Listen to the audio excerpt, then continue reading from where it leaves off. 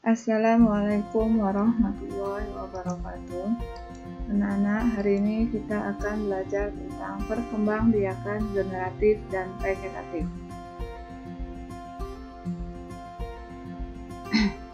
Oke, selanjutnya, setiap makhluk hidup itu pasti tumbuh dan berkembang biak, baik hewan maupun tumbuhan. Nah, tujuan makhluk hidup berkembang biak itu untuk melestarikan jenisnya.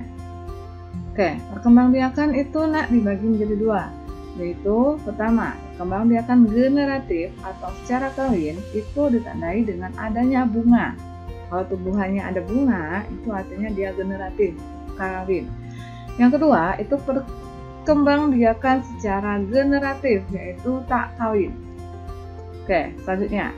Nah, karena tadi ditandai oleh adanya bunga, kita lihat dulu apa itu bunga. Bunga yang lengkap itu bagaimana? Bunga yang lengkap itu bunga yang ada mahkotanya, kepala sari, benang sari, kepala putih, tangkai putih, bakal biji, tangkai bunga, dasar bunga, dan kelopak. Ini adalah bagian-bagian bunga yang lengkap. Nah, selanjutnya, kepala putih ini biasanya dinamakan alat kelamin betina atau sel telur. Dan benang sari itu alat kelamin jantan dan sering disebut spermatozoid. Perkembangbiakan generatif terjadi karena adanya proses penyerbukan. Apa itu penyerbukan? Yaitu jatuhnya serbuk sari ke kepala putih. Nih, ya. Serbuk sari itu jatuh ke kepala putihnya, itu namanya penyerbukan atau proses kawinnya.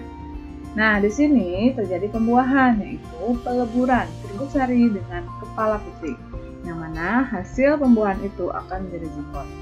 Ini prosesnya ya, proses perubahan zigot atau awal dari bakal biji ke buah, terus lanjut ke tumbuhan. Nah, dari perkawinan tadi akan menghasilkan zigot ya. Dari zigot ini akan menjadi calon tumbuhan baru. Nah, calon tumbuhan baru ini terus itu bisa jadi menjadi buah atau semacamnya ya. Nah, di dalam buah ini akan menjadi biji akan tumbuh menjadi ada tunas sedikit terus menjadi tumbuhan baru. Nah, dari pertemuan serbuk sari dan kepala putih tadi. Selanjutnya, contoh tumbuhan yang berkembang biak secara generatif apa aja ya? Yang pertama ada durian, ada pepaya, ada padi, dan ada buah apel.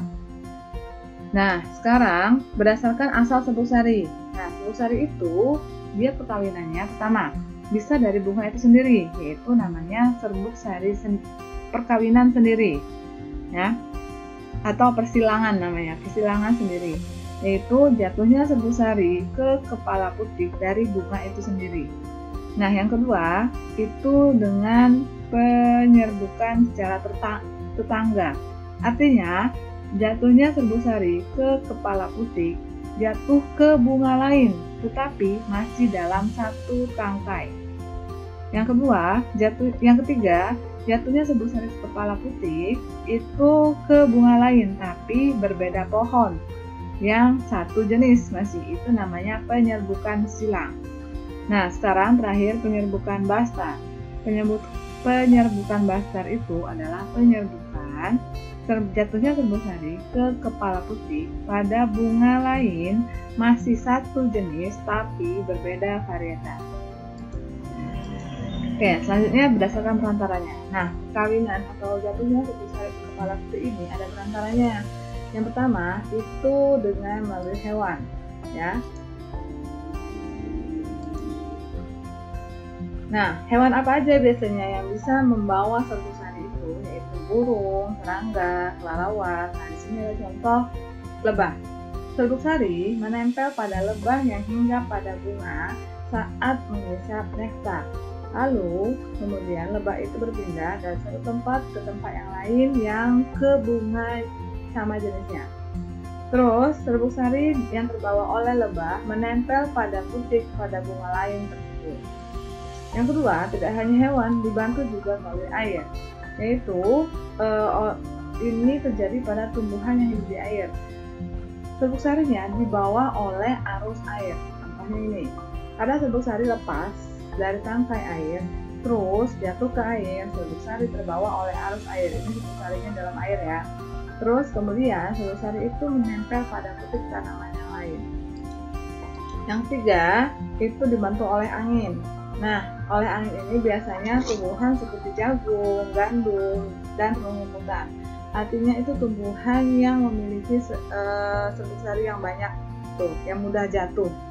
Nah, ini misalnya, tiupan angin membuat serbuk sari lepas. Terus serbuk sari terbawa oleh angin, lalu serbuk sari menempel pada putik pada bunga lain. Nah, tidak hanya tiga itu, ada satu lagi. Yang terakhir itu antropogami atau manusia. Nah, kenapa dibantu oleh manusia? Terkadang bunga itu tidak bisa melakukan penyerbukan sendiri.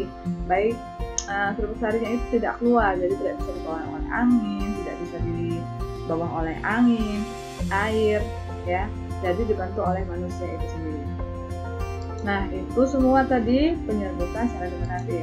Sekarang bagaimana dengan penyerbukan secara vegetatif, yaitu tak kawin. Contohnya, tumbuhan berkembang biak secara vegetatif itu ada stroberi, ada bawang putih, ada pisang, dan ada wortel. Nah, vegetatif itu dibagi menjadi dua. Yang pertama itu secara alami, artinya tidak mengalami tak kawin, artinya tidak bertemu serbuk sari kepala putih. Ya, dia secara alami. Apa maksudnya? Yaitu perkembangbiakan vegetatif alami pada tumbuhan adalah suatu perkembangbiakan aseksual yang dapat terjadi tanpa adanya campur tangan dari pihak lain, seperti manusia, tidak dibantu oleh manusia. Nah, yang kedua, vegetatif buatan. Vegetatif buatan itu kebalikannya, vegetatif yang adanya campur tangan manusia. Contohnya, yang alami itu ada umbi lapis, itu tanpa kawinnya ya, tanpa ada, mereka ini tidak ada bunganya, ya.